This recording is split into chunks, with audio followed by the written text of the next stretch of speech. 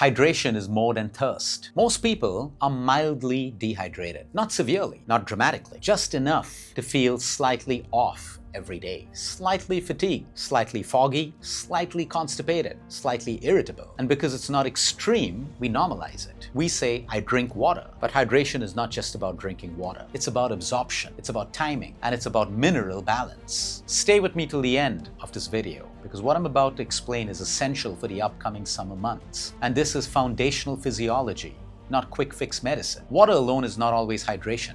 Let's understand this. Water is involved in almost every biological function in your body. Circulation, nutrient transport, temperature regulation, joint lubrication, kidney filtration, cellular metabolism, even a 1 to 2% drop in body fluid levels can impair cognitive clarity and increase fatigue perception. That's mild dehydration. That's everyday life for most people. Now let's talk about rhythm. When you wake up in the morning, your body is naturally slightly dehydrated. You haven't consumed fluids for 6 to 8 hours. At the same time, cortisol, your natural alertness hormone, peaks in the early morning. That rise in cortisol supports metabolic activation. If the first thing you consume is caffeine instead of water, you stimulate the nervous system before restoring fluid balance. Caffeine is mildly diuretic in some individuals. So one simple strategy is what I call front-loading hydration. Start your day with water. Support circulation, support bowel movement, support blood volume. Stabilize energy before adding stimulation. This aligns hydration with your natural hormonal rhythm. Now let's address something important. Electrolytes. Hydration is not just water. It's water plus minerals. Sodium, potassium, magnesium, chloride. These electrolytes regulate nerve conduction, muscle contraction, and fluid balance across cell membranes. When you sweat during exercise, heat exposure, or stress, you lose both water and electrolytes.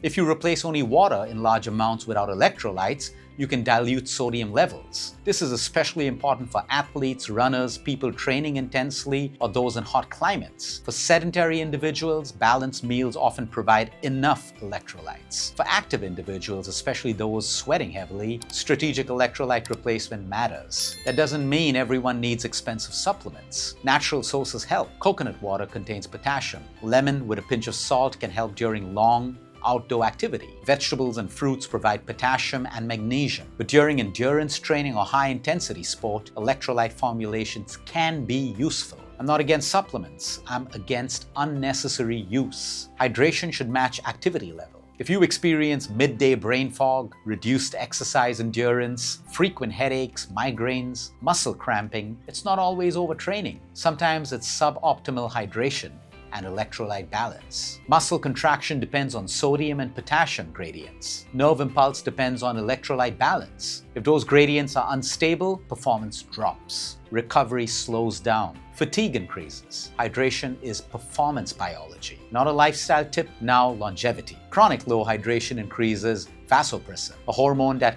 conserves water. Higher vasopressin levels over time have been associated in research with higher metabolic and cardiovascular risk markers.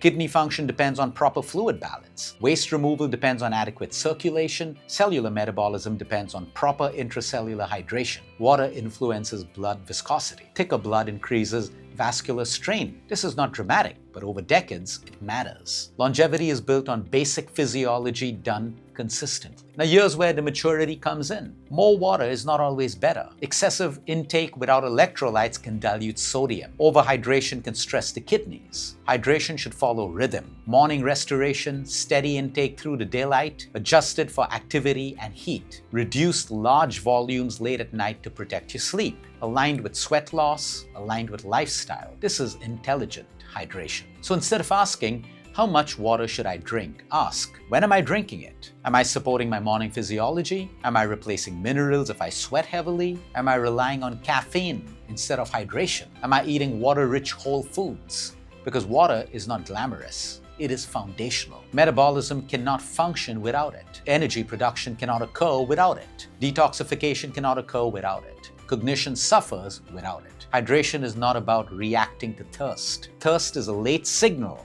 Hydration is about respecting biology before symptoms appear. Fatigue, headaches and migraines, cramps, fog, brain fog, dry skin, these are whispers. Water used intelligently is one of the simplest longevity tools we have. Not extreme, not expensive, not complicated, just consistent. Master the basics and physiology responds. Hit that subscribe button and keep educating yourself on real science-backed content.